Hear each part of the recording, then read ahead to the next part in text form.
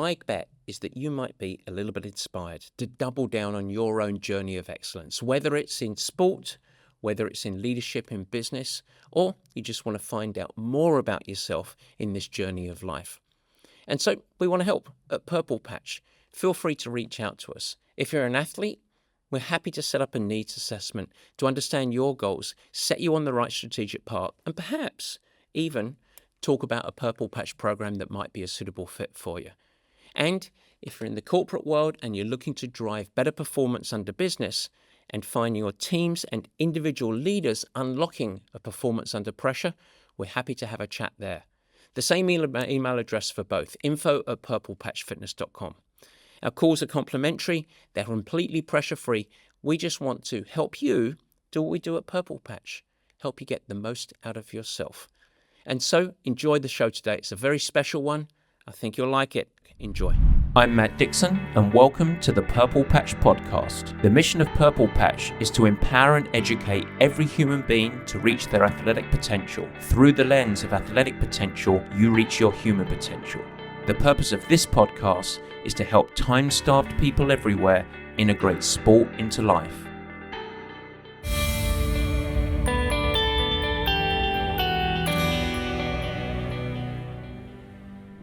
I'm incredibly excited about this conversation. Rachel, thanks so much for being here. Great to be here. And Kelly. Yeah, thanks. Appearance number 3. The pressure is... Takes someone like Rachel to bring me back. Exactly. It's. I said, we should do this every single week. And Kelly's like, yeah, I'll see you in 6 months. But no, fantastic. So as I sort of highlighted in the introduction a little bit, this is not just a conversation on perimenopause and menopause. In my mind, this is a performance conversation. Mm-hmm. How can we equip women to not just navigate the journey, but excel and up-level the performance in whatever is important to them as they go through this passage of time, which, to my knowledge, no one escapes. Mm-hmm. And so we're going to dig in and have a conversation around perimenopause and menopause, hopefully making it really actionable, simple to understand, carve through some of the nonsense and noise out there to enable the listener to get to some really actionable tips. And so should we fasten our seatbelts and get going? Yeah, I'm really excited for this conversation. If you're a middle-aged woman and you've been to the doctor and you've been shut down and you've been told it's all in your head or just deal with it or just take an antidepressant, this conversation is for you. Mm-hmm. Because of my own journey with perimenopause and menopause, it's become my mission to kind of help women feel good in their bodies, retain their energy, and really come home. And Rachel, you've kind of been integral in my journey. And I just want to ground everyone. Rachel is a fellow mom with my son. And about 4 years at the bus stop, I was really rattled by a conversation I'd had with my OBGYN. And Rachel listened. She really listened with heart. And she offered like a different approach that was practical, grounded, and something I really believed in. And that was really the kind of the catalyst for wanting to have you on the show. Just letting women know like there is a different way and you don't have to suffer or be shut down. Mm-hmm. Absolutely. So important.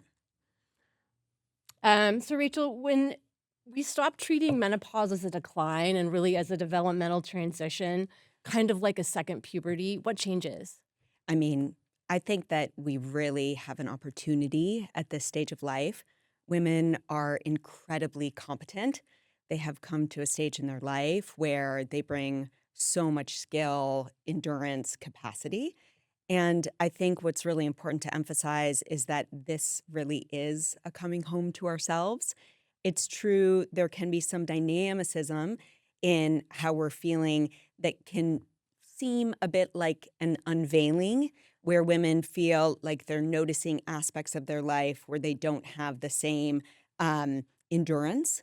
But I actually think that is the call home, and that it's an opportunity to focus interoception, self-awareness, that coming inward and re-exploring the ways that perhaps they are both overextended or that their approach is not sustainable for this next extremely industrious chapter of our lives.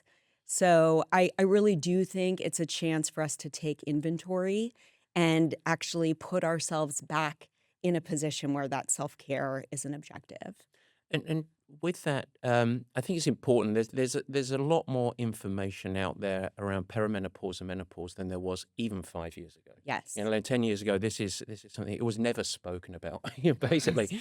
But I think it's important for the sake of our conversation today to ground ourselves and just have a little bit of a tutorial about what's happening physiologically Yes. there a little bit, and perhaps just go through early stage and then the development side of stuff. We obviously don't want to do a science experiment here or a science to sort of class, but what's going through sleep, mood, nervous system, what's happening physiologically to the woman's body there? Yeah, I think this is mechanistically something that's really important for women to understand that narrative in their body.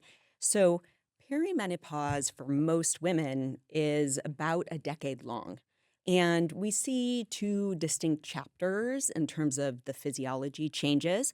So, the first half of perimenopause is related to the decline in our ovarian reserve. So, our eggs lose fitness. And our eggs are at ovulation, they are the source of progesterone for the second half of our cycle. Progesterone is relevant to our mood states, to our sleep, and overall to our sense of balance because progesterone increases our production of GABA. GABA is our only inhibitory neurotransmitter.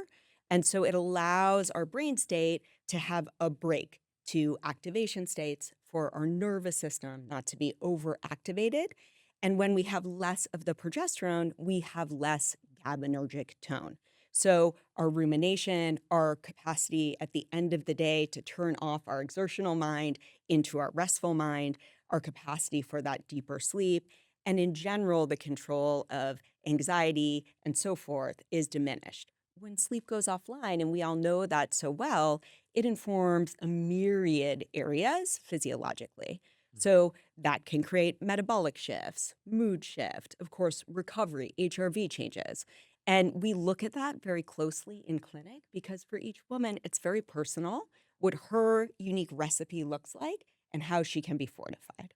So, And what sort of age typically mhm, is the first? Because it's variable, obviously. it is. So what sort of age would one anticipate to Yes. start to show itself? I would say that for most women, so mean age of menopause in the US and almost everywhere in the world is 51. And so we start to see this around 40. As you say, there is a standard deviation we certainly see on both sides. We can see some women in their mid 30s going this direction. Yep. But oftentimes, this is something we really should look at from a chemistry standpoint, looking at women's blood work and so forth by 40 to understand rhythmically how these changes may be affecting her. Okay. hmm And then the second Yes. chapter, let's go into that. That's right. So progesterone, we established, has this GABAergic tone. So it supports our nervous system and so forth. When we get into the second phase of perimenopause, this has to do with the waning of estrogen production. So estrogen is very fundamental to many of our tissues and so forth, of course, also to our relaxation. And estrogen is actually a resilience compound in our system. And so many women will start to see at this point, they may have more of the textbook low estrogen signs starting to come up. So hot flashes, night sweats, but they will also talk about body composition changes. They will talk about mood changes, more of a flatlined mood state. They don't find awe and access to that same joy and ease. And some of those things are hallmark symptoms related to that estrogen decline. So this is another time where we want to think again about, do we have a hormone replacement strategy that is also precise and specific to this woman? So Yeah. some of how this is, being approached conventionally would be to just use a protocoled strategy. But again, every woman is unique. And so there's quite a lot of insight that we can generate through testing. And also, to Kelly's point, listening closely to her experience. And I think actually some of our work and the work as mothers and friends that we can offer our community of women at this stage is actually to mentor that deeper listening to one another, because then women have that opportunity to listen more closely to themselves. Mm. So I think it's really fundamental. The other slight, and I think is important that I just will mention, is that our adrenal reserve, in terms of our stress resilience, we establish that these hormones are resilience hormones. And we understand because they're related to our production of neurotransmitters. But how we walk into perimenopause and menopause from a standpoint of our adrenal hormones and that reserve is also very meaningful. And it is meaningful in terms of how symptomatic or regulated we move through these transitions. So, this is something we can look at from a lab testing standpoint. And this is also something in terms of our performance practices that we can consider how we buffer that system. And I think that's why there's such a importance on putting value on our nutrition, our training, our recovery during this stage, because it really informs our adrenal health. And that just I want to jump in because that's some of the stuff that we're going to talk through today around strategies of recovery, of Yes, nutrition. This is your toolkit and arsenal in a way to do that, absolutely. and it begins before perimenopause, ideally. No Yes, similar. My analogy would be if someone has surgery, the fitter you can go into surgery, the better that the anchor. It's the same premise here, yeah. So this is a show 100%. that is for 25-year-old women that are at the peak. Yes. Think about so it's great, Yeah, yeah. I think that's great. Unfortunately, I was just old enough where I kind of missed all the education, and I also had Baxter at 43, so I probably had him during an estrogen surge and was just kind of whammy in recovery. One of the things I want to talk about, Rachel, is this podcast is very much for high-achieving women, Yes. and I want to talk about why sometimes this blindsides high-achieving women or Mm. they're hit the hardest. Yes, absolutely. This is a patient population we see almost to a great degree in our clinic. And I think some of it too, we know women are extremely demanding of themselves. Their capacity and the multifaceted way in which they inform their communities as wives, mothers, daughters is profound. And I think one of the things that we know, even about the way estrogen informs brain chemistry, is that estrogen allows us a multitasking capacity. And one of the things that many women will describe as they walk into this period is that they feel more overwhelmed by the degree of demands that they have across so many arenas. We're accustomed to juggling all those balls, and women can start to feel like they don't have that capacity to do so many things at the same time, which is a function of the way estrogen signals our brain. And I also think that one of the pieces here is that we haven't, as a society, put emphasis on recovery. I think that we've moved a bit away from the sleep when you're dead mentality that our generation certainly was reared on. But I still think that women are constantly looking for how they can improve. I see it every day in clinic. Their expectations of themselves exceed what the capacity might be. And part of that is because we simply haven't scaffolded enough support for their myriad efforts. Part of it is also not emphasizing a recovery toolbox for every woman, which is what she very much deserves. And to your earlier point, Matt, I think one of the pieces is how can we inform younger women to put these components into their everyday practices so that they are walking into the stage of life with more of that buffer as well. And I think it's important to highlight one of the things I said is everybody goes through this. Mhm. At the same time, you can develop agency. Like Oh, there is agency there where it's not just this hopeless area. Because you talked about, you know, the lower capacity to manage competing demands, and that's starting to occur. At the same time, high performers on the show, there is no option right. but to perform amongst high performing demands. We have a lot of leaders that are listening that are women. It's Yes. like, well, I can't lower the demands. Right. This is the expectation. And so there is agency, and that's what we want to unpack today. Yes. These chapters that you go through, the first decade and then the second chapter, if you want to call it that, it's not a light switch. It's something that happens gradually. So I want to ask Kelly the question. Was say, what What was the first stage where you thought, hang on, this is I think I might know the story here that's gonna I asked this as a bit of a leading question. I must be honest, because I'm pretty sure I know what Kelly's gonna say here. But what was the sort of first signals that you thought, hang on, I need to shift my, let's call it a new performance approach? Well, my case was a little bit different because I got hit with the majority of my symptoms during COVID, Yeah. and no one really wanted to talk to me about any of my symptoms. So if you remember, Matt, I was itchy from head to toe, and we're like, And we didn't know what was, like, and no one let's- wanted to talk to me because it was COVID. And then the night sweats came, and then, the visceral fat came. And then really kind of what sent me into my gynecologist's office was my mood swings. And this story that I'm going to tell is really kind of for all the men or partners or whoever out there dealing with women going through menopause. I walked into the garage. We were just moving. There was a lot going on. And I responded to Matt in a really sharp tone. And Matt said, "I don't appreciate your tone." And I said, "Really? Well, I don't appreciate the hormonal rage inside of my body right now. So you are going to have to toughen up." And then I was like, "I need help." And that was what sent me to the gynecologist. And that's how I found Rachel. But there was just a whole cascade of symptoms that I didn't know how to handle, and I didn't know what they were. And it just wasn't me. I think it's a great opportunity to use it as a case study. Kelly Yeah. just highlighted huge. I mean, the itching was very real, by the way, and Yes. I had no idea that was a symptom. So that was just really bizarre. Why are you itching? I was thinking, is it our rug? Is it the grass outside? It's just but there's that, the night sweat, sleep disruption, clear body composition changes, etc. Yes. Using that a case study, what's actually happening there? It's Like, such what's unpack that for us a little bit. It's such a great question. And one thing I'll emphasize too at the front end is this example of the way women over endure because there were not evident resources to build your toolbox with you.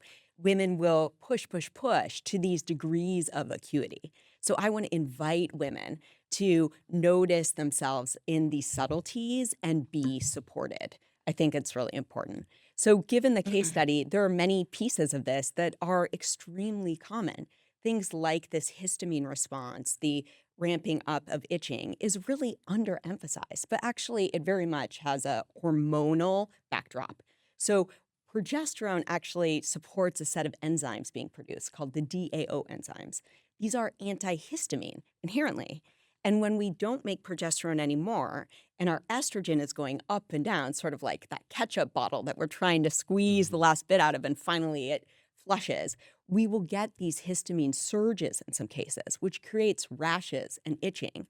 So creating stability in her hormones on both sides is really meaningful there. Going to a dermatologist and getting a steroid cream is not the root cause treatment. Yep. The other piece I would say is that many women that present to us in clinic are looking at these body composition changes, and we come out of a generation where it was emphasized, we'll simply up the ante, move more, eat less. And actually, one of the things that we know relevant to the body composition change is that as our reproductive hormones wane, our stress hormones will ramp up, providing us evolutionarily that capacity to run from the proverbial tiger. But the issue is when we have this overactivation of our stress hormones, our system is signaled to the storage of visceral fat. And that storage of visceral fat becomes a chicken or egg phenomenon because visceral fat is itself an endocrine organ. So it will modify our insulin sensitivity.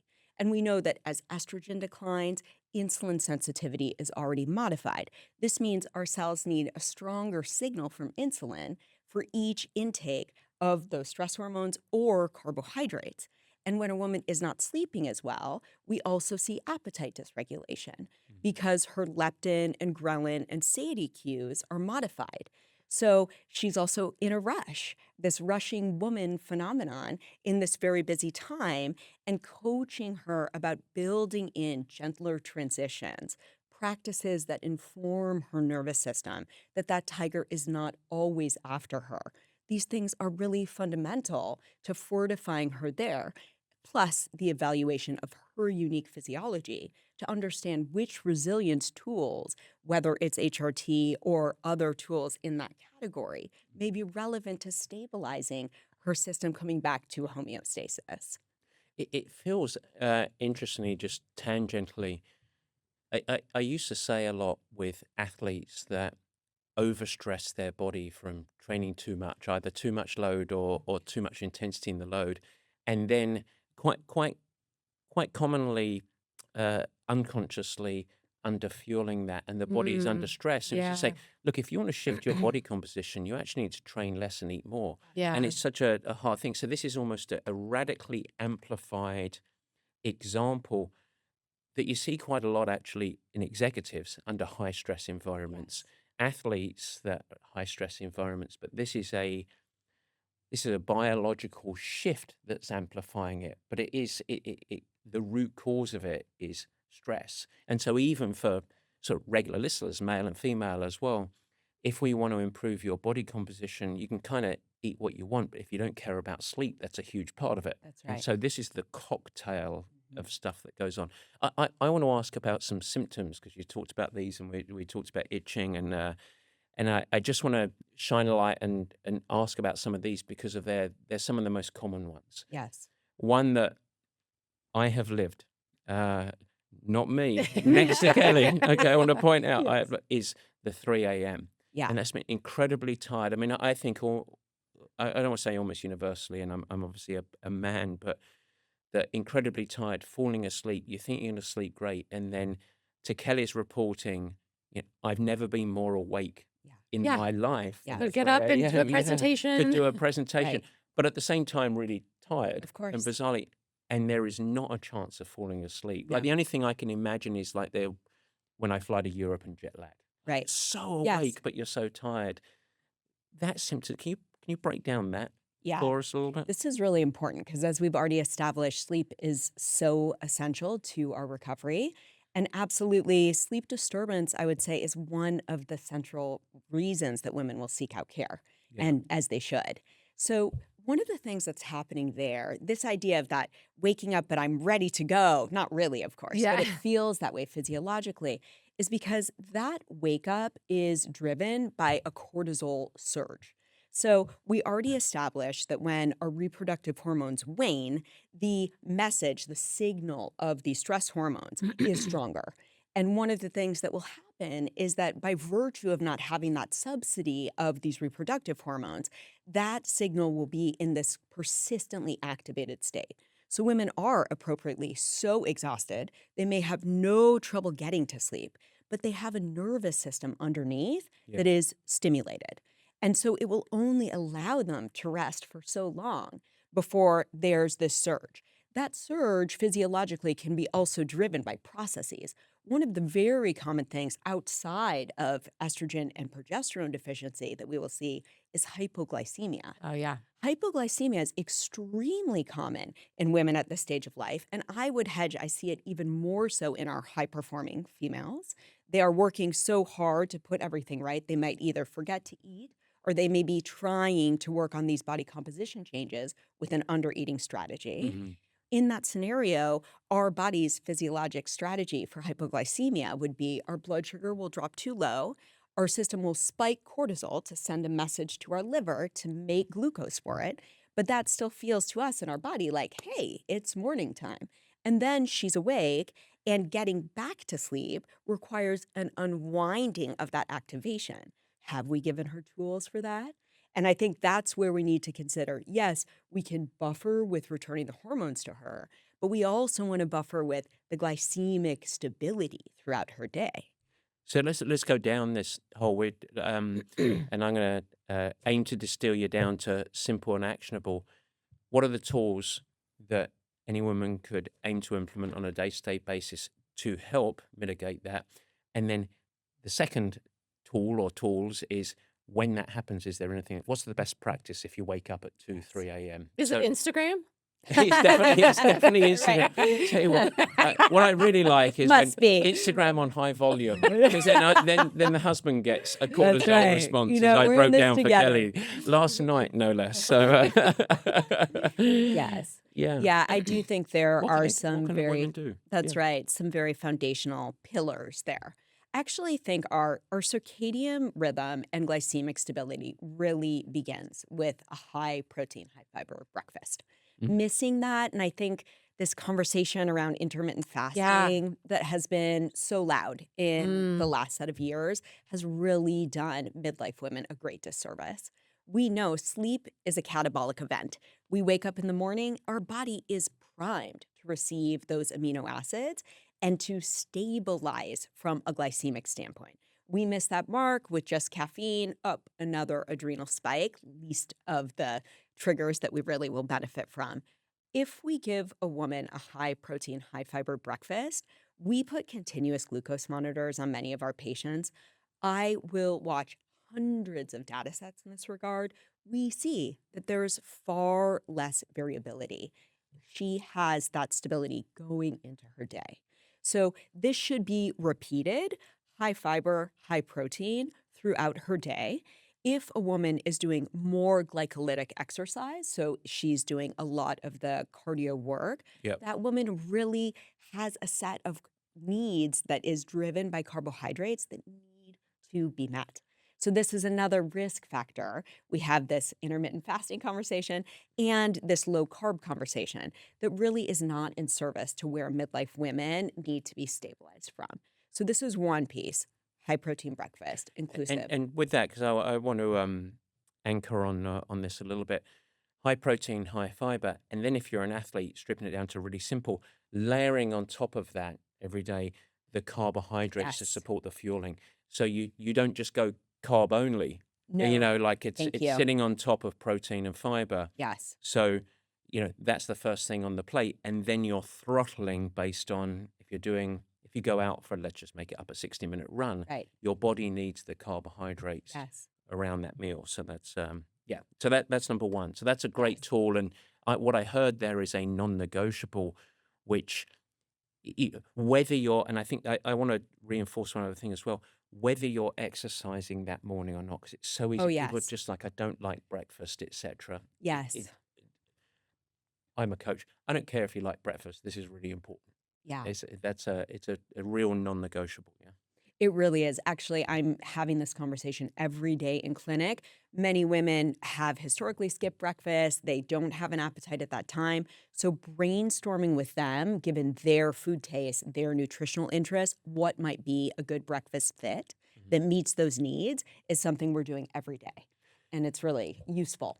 How many grams of Yes, protein is at that? Like least 30. at least 30 Mhm. as a baseline. It really is. Okay. Yes. Most Cool. of us midlife women at minimum are looking towards 100 grams of protein daily. Yep. So in this most anabolic window that we arrive to in the morning, really starting to stoke that fire first thing is central. So it has to be at least 30. Okay. Yeah, and once you get in the habit of it, Yeah. you kind of start craving it.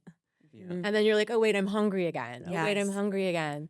But the morning is a really busy time for a lot of women. Yes.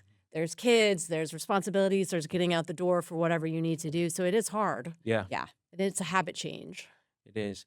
It's funny. We're talking about sleep at night, and I thought you were going to start in the evening. You started in the morning. So Yeah. I want to carry on Yeah. go down this Yes. rabbit hole because I think it's really really important. Mhm. And we're unpacking actionable stuff as we're talking about this. So let's carry on. We're going to anchor around this. So what else is in the toolkit here? Yeah, it's so true. Actually, our great night's sleep really does begin in the morning. Also, sunlight cueing, we've heard a lot about setting our circadian rhythm up that way. So that's essential. The other piece I would say that is actually quite relevant to that overnight wake up is low sodium. Oh. So actually, and this can, again, really be impactful for your high impact athlete. Because one of the things we know is that when we have this adrenal decline in terms of those reserves, one of the sets of hormones that are involved in the adrenal gland is a hormone called aldosterone. It's involved in our fluid balance and our sodium balance. And so if women are also sweating quite a bit with their exercise, those women will often notice wake ups overnight. So I'm asking her to have high quality salt. I'm asking her to have broth, soups with her dinner, things that help to rebuild that. And if she has had a sweaty exercise session during that day, we want to replace those electrolytes and salts for her in course of her replacement after her workout as well. So it's another very relevant piece. The other, I think, does come down to this supporting the nervous system by training the nervous system in these quiet intervals. So we are all very accustomed to these high intensity intervals, whether it be in our athletic performance or in our career performance. But what is a place where women deserve more training and support is in developing sets of intervals that are giving them back parasympathetic tone. I know this is one of the features that you've been uniquely at Purple Patch emphasizing with your athletes, and I just think it cannot be understated. And it's personal too. I mean, again, in clinic, every day I'm talking through with patients a set of tools and trying to refine for their lifestyle and their needs where that recovery practice might fit for them. And what might fit in Mhm. that bucket? So, because Yes. where I automatically go to is meditation, Right. short, which are not the same thing, but what I do a lot of, like my 7 to 13-minute naps in the middle of the Yes. day, that isn't going to disrupt my sleep. It's going to actually Yes. improve it. Maybe even just going for a walk after lunch Yeah. outside and getting into sunlight. Is this the sort of stuff you're talking about here? Those are all excellent tools. Sometimes, as you two both understand, women will be extremely busy. So sometimes it is simply breath practices. So I may give her, because a breath practice, we know our breath is one of the unique ways that exclusively communicates with our autonomic nervous system. So in 2 minutes of box breathing or alternate nasal breathing, there are excellent apps this way. Oxygen Advantage is a profoundly great app that patients can take a personalized score each morning, and it will develop a set of 2 or 3 minute breath practices that they can follow along with on the app. So thinking a little bit, how much time does she have? What's compelling to her? I'm a huge fan of meditation, but even yesterday I had a conversation with a patient of, it's okay. You don't need your meditation pillow. Feel free. You don't need the candlelit. You don't need to be in the Zendo. Please feel free to lay down. Take those. So women, I can tell you, because we have more of the sympathetic tone, it's fairly rare for my patients to tell me they're able to nap at this stage of life. But I will encourage them to take a simulated nap, like a yoga nidra or a body scan. And we play with these different tools. And also, as an acupuncturist myself, this is something I delight in because I can also be the implementer of that parasympathetic interval for her. Yeah. I mean, as many people listening probably know, I have a meditation practice. And one of the things I love about my meditation practice is I can do it anywhere. So you might find me at the school parking lot sitting there with my eyes closed. But I try and sneak it in loud places. And I think that's what Rachel's saying here for everyone is just do what you can where you can and start where you are and just see how it builds. Yeah, absolutely. And the data is really clear to that point. We do not need long intervals of these practices. It's the cumulative effect. Yeah. That's cool. All right. And anything else? Let's see. I mean, I think that we spoke to glycemic stability, but I just Yeah. don't want to de-emphasize it because I do think this population, and again, it may be generational, but has to some degree been aligned with this under-fueling principle. And so I think that really emphasizing for women how we can fortify and shore up their nutrition, taking this fear of eating and intake out of the picture and understanding that what we're aiming to signal to the body is safety. And part of that is nourishment on all these levels. The can I ask a question around one of the things we often encourage is trying to help the body go to sleep, and I'm not sure if this is related directly to this or not, but try and eat a little bit earlier, and then try and stabilize Yes. glucose walking after meals and stuff like that. Is that going to be helpful as it relates to this? Absolutely. Yeah. There is no question that falling asleep, we know that at 11 p.m. is when delta sleep trends to begin. And if we miss that, we're going to sleep later than that. We actually won't make up for that degree of recovery. Wow. And so it's actually profound. Someone could sleep in till 10 a.m. Not that I know many working moms that can do that. Yeah. But that said, they still will not get as much glymphatic repair, which is our brain recovery. And so, to your point, a wind down practice in the evening can be very meaningful. And sometimes I'll ask women, you don't have time for a whole bath. I know they have kid bedtime and wrapping up their deliverables for work, but even a short foot soak with Epsom salt. Epsom is, as you know, a nervine, it's magnesium. So, thinking about how do we support that wind down for her overnight? Mhm. And I I, I want to ask. I originally said I'm going to go through a couple of symptoms, so I'm going to transition to another symptom.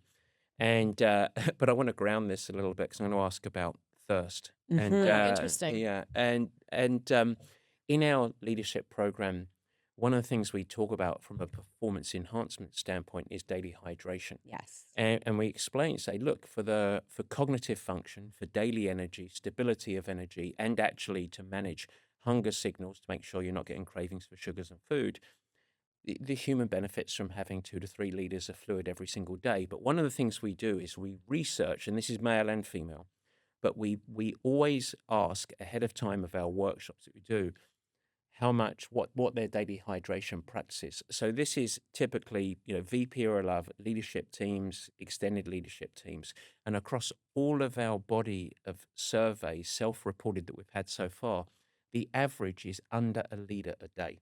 Okay, that's very stressful on the system. So I'd like to, with that context, ask another symptom that we hear a lot about, which is this just never-ending thirst. Can you unpack that a little bit, and also the impact of that, and maybe dig into hydration as it relates to perimenopause and menopause? This is such a relevant category, I think. And to your point, I feel like that evidence of how much people are actually drinking is so illustrative, again, of this rushing woman syndrome. People are so busy putting this even into the mix. So these are some of the ways that we game for this and we support women around this. I ask our patients to start each day with a liter and an electrolyte packet at their bedside before your feet even hit the floor. Mhm. Part of this is because actually sleep is a desiccating event. And so if we can front load some of those resources back to her straight away, she is coming more fortified into her day in terms of her hydration. So this is one time we can set that up. Often people are caffeinating in the morning too. And so caffeine is a fluid, but it's also astringent. Yeah, So it strips us of some of those minerals. I'm a fan, but we want to balance it. yeah. So this is one piece. The second piece is one of the features of estrogen declining is that women will begin to urinate with more frequency. Oh, yeah. They won't have as good retention of their minerals and they will be losing fluid as well. And so returning to her, first starting even with vaginal estrogen, so that the tissue of that area is more supported and more pliable, there can be less of this activation or spasmodic reaction on the part of the bladder. Mm. But the other piece is acknowledging when that reduction is setting her up to have more of that desiccation. I agree with you, though. First thing in the morning, we know the kidney is more receptive to these larger boli of fluid. As we go throughout the day, we are not camels. And so thinking a little bit about how do we rhythm in an interval, I will ask patients, can you set a note at each hour mark on your phone? Hmm. How do we set her up with a glass water bottle of a large size so it's easy and at hand? Thinking about always keeping one in your car and also in your office. So there's ease in the principles. And we will talk some with women about a Sunday setup, which would involve have a frittata put together, set up your waters, hard boil some eggs, let's roast a tray of roasted vegetables. How do we set her up going into the busy week so she doesn't have as many decisions to make all day long when she's already making all of these high level decisions? I love that. At Purple Patch and in WindCycle, there's this tool we teach for executive functioning, and it's called the Sunday Special. And it's about layering, thinking about your week in terms of, what work priorities do you have? What family priorities do you have? When are you going to exercise? And this is like another nice added component for women in particular is figuring out what food you can have at the ready so you Yes. can make healthy choices to kind of set your nervous system up for success. Yeah, Absolutely. it's good. Rachel, one of the things I want to talk about is strength training. And I know there's a lot of conversation about this, but there's still so many women who think yoga or Pilates is enough for them. Yes. And I'd love to hear your perspective on what is strength training, what it's not, and why it's so important for us right now. Such a good question. And again, I'm so delighted that this conversation is more live. But I do think that when you're at the Pilates studio with the 3-pound weights, women may imagine that this is adequacy, and it isn't.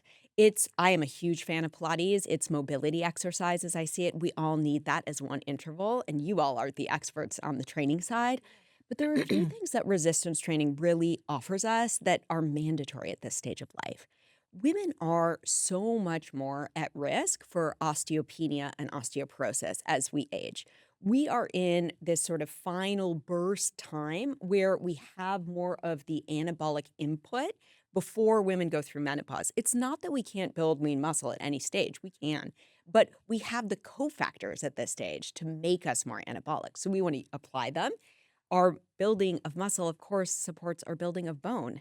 And anti-fragility is so central for women's capacity to move unassisted through the next 4 decades of their lives. We want that. Sarcopenia is a true risk for women. And so what I would say is that, as you well know, resistance training that is meaningful for us is resistance training that contains progressive overload. We need to continue to work on our working edge. And I think most people truly benefit from a trainer model where they're getting some of that input personally Yeah. to understand what their edge actually is. Yeah. Our perceived rate of exertion is an excellent model, but getting a little feedback, especially when so many women haven't had resistance training as one of the key pillars of their exercise regime. The other reason, too, that building muscle outside of bone and not being fragile or our own breakdown, which I think are adequate reasons alone, is so important is muscle is a glycemic sink. And so we know as women lose estrogen, they will become less sensitive to insulin. When we have more musculature, we don't require insulin in our muscle tissue to bring and use our muscles as a sink for glucose. It keeps us more sensitive. So it's a piece of metabolic insurance for women in these composition changes where we can secure that we have that glycemic capacity, even with these hormones changing. Yeah. Muscle is what I heard is kind of the fun tool. It's Yes. going to allow you to keep traveling when you're older, playing with your grandkids, doing whatever you want as an adventurer, like later in life.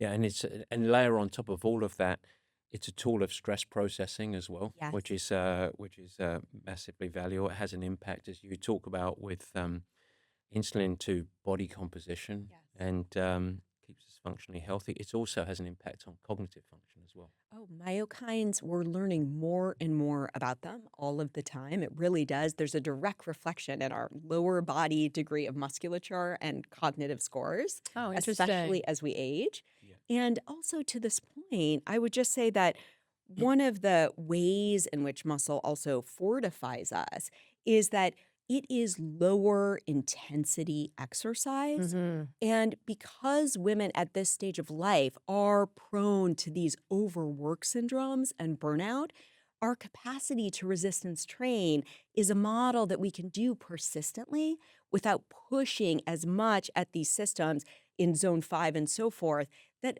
are actually often in an overtraining model until we've made these corrections for our recovery practices.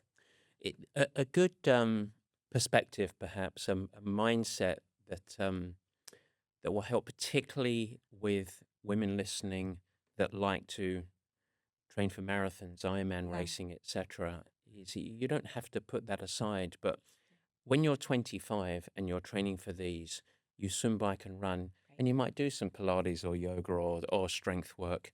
I think it's important, and this is the case, and I'm just speaking as a coach here. When I'm coaching a mature person, a male, okay, or really any female that's above it, the important part of it is strength training is the bullseye, Mm. actually. So even if you're getting somebody ready as a coach for a marathon, where you think, okay, I need the fitness. I know, I'm never fit enough. You actually say, no, strength is your bullseye. That is the non-negotiable, and then you wrap the endurance work around it. And that shift of perspective, that's actually, I think, one of the big reasons that we've been so successful with long-term development of athletes, Yes. because you you start to shift the approach as they go through the years, and also got such a reputation with mature athletes as well. It's like it's such a shift. That program looks so different from an emotional entry point to it, and actually what it looks like on a piece of paper ultimately or on a screen. It's like strength is the bullseye. That's the non-negotiable. That's a really tough mindset shift for someone that identifies as an endurance athlete. It makes so much sense. And I think as you're describing sustainability. We all want that as mature athletes. And I think that the piece of helping to move into, we know patients are injury prone, and this capacity through building muscle creates armor for us to be more resilient in those changing conditions. So I just couldn't agree more. And I'm so delighted. I think you at Purple Patch have been really at the forefront of understanding that athletes can be more long-term in these sorts of pursuits. Yeah. Rachel, one of the things I want to get into is kind of advocacy and helping women feel heard when they are at the doctor's office. Unfortunately, many doctors aren't trained in hormone health quite yet. Yeah. And so what are some of the things women should do, or how can they ask their doctor or advocate for themselves to kind of get the help they need? Yeah. This is so important. And I think that it's also important to say that allopathic providers are not at fault here. Yeah. They really came of age in a time when the Women's Health Initiative in 2002 really suggested that hormone replacement was not safe for women.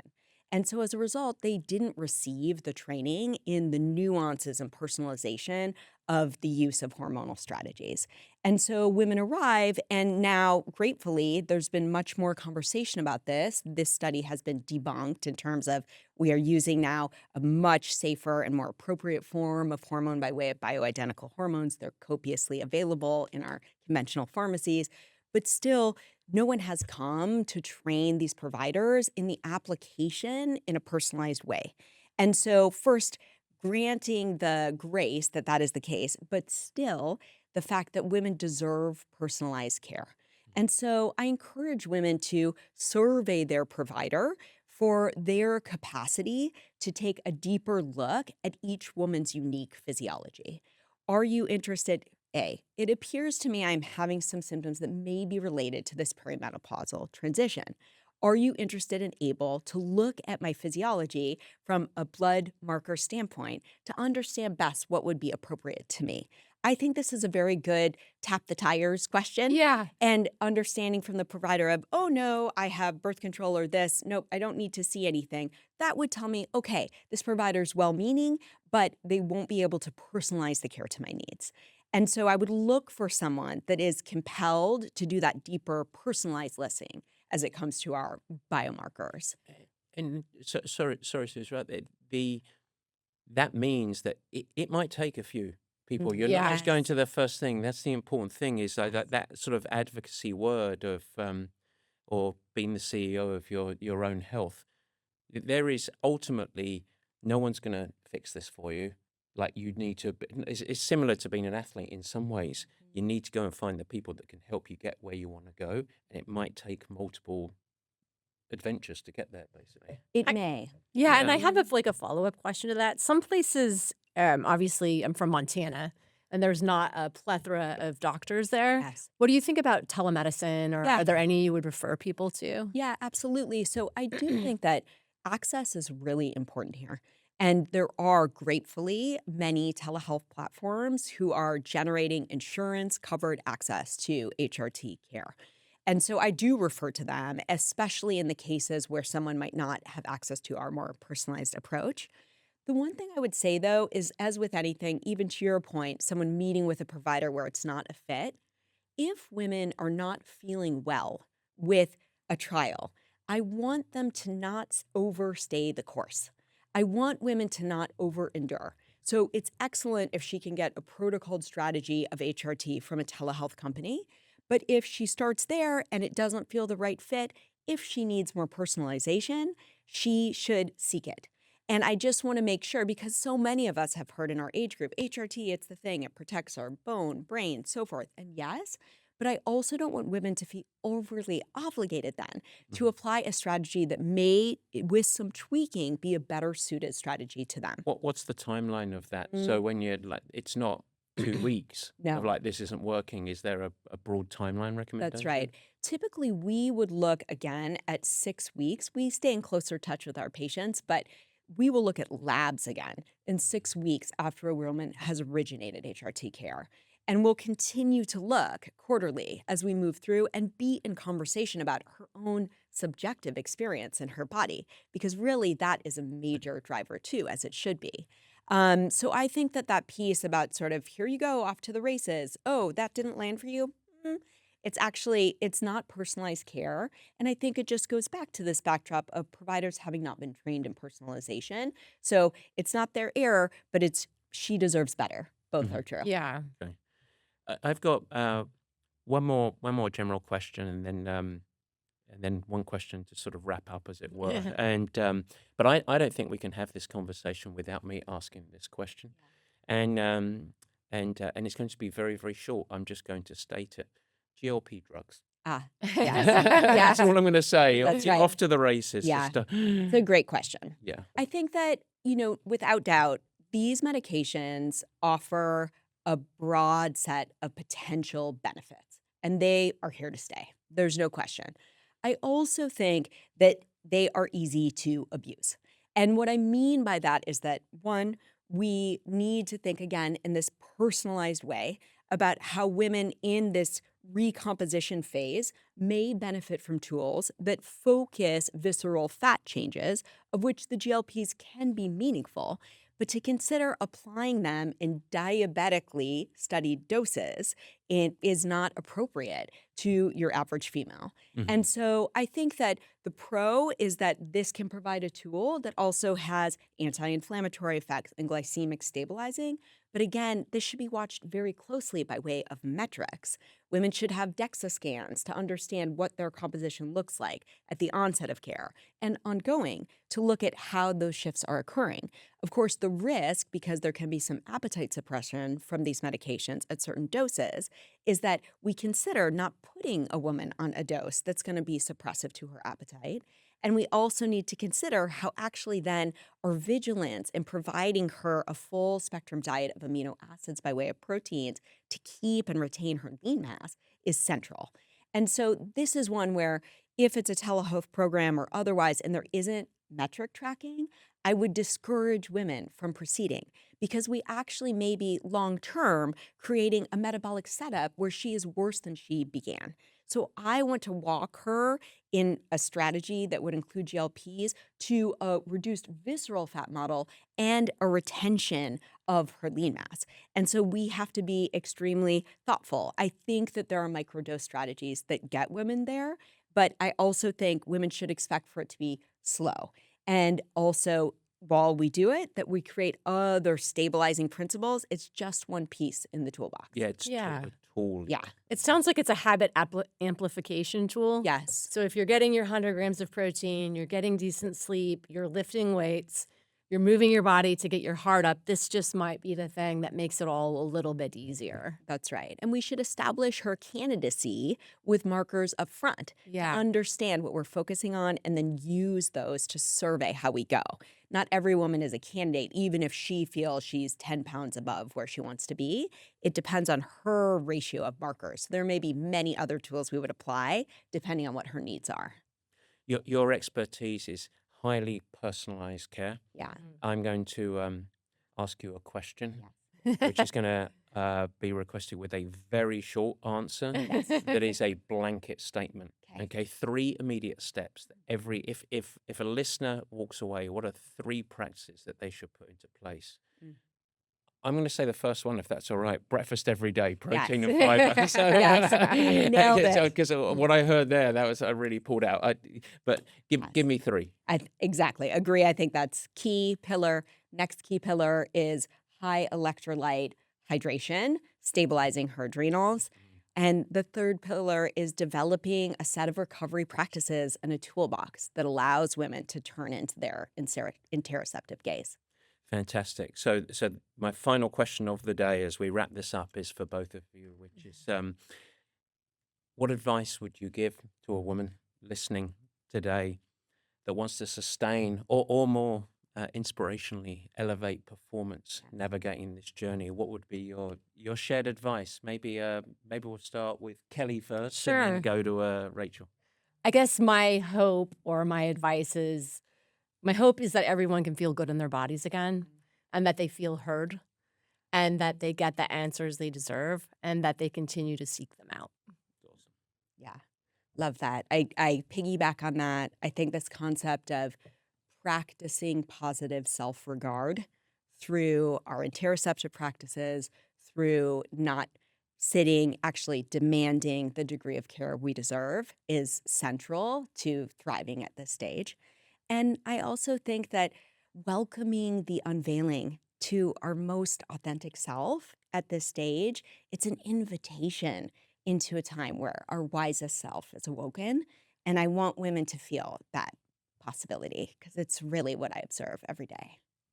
I think I learned 9 new words listening to you today, and I'm a clinical physiologist. I have no idea what you just said. No, I'm joking. It was fantastic. I don't think this is our last conversation. We talked about it before a little bit, but I think there's a really important topic for us to uncover in hopefully another episode. If you would be willing to come back to My the honor. Purple Patch Performance Center here, but we'd love to do a show on a toolkit for people like me, the men, the partners, Yes. and I think that's a subject and a topic that hasn't been discovered. I hope that a bunch of men really listen to this, that are partners that do care, because understanding the way that you've so simply outlined it is empowering in itself. But I think we can shine the light on the men and our role in this, and I think it would be great. But I want to thank both of you Yeah. Thank you. for Thanks such for a having fun me. conversation, Yes. Thank you. and it was great. So appreciate it.